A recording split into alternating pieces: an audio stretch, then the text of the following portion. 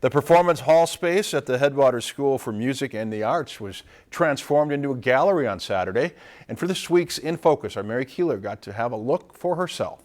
Well, I just really like to be able to take an idea that's in your head and make it into a real thing, and then share it with other people. Kathy Gustafson did just that on Saturday as she showcased her metal sculpture pieces for what she calls explorations in metals. Last year got a grant from Region 2 Arts Council, and the project of the grant was to learn to work with different kinds of metal.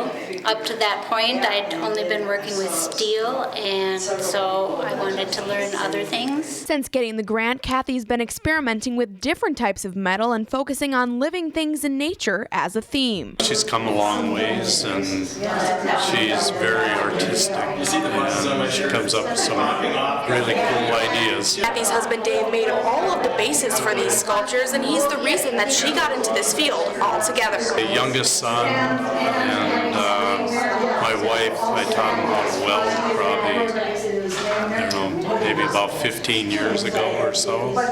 And one thing led to another, and they've both done metal sculptures and have been sculpture walks around the state. Just have to learn new ways of doing things, so it just makes me a more well-rounded artist if I can work with more things.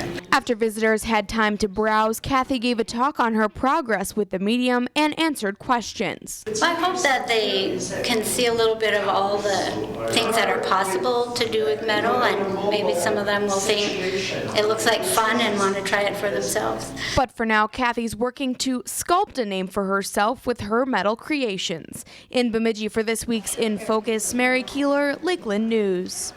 And to learn more about Kathy and her art, you can visit the website you see on the screen right there.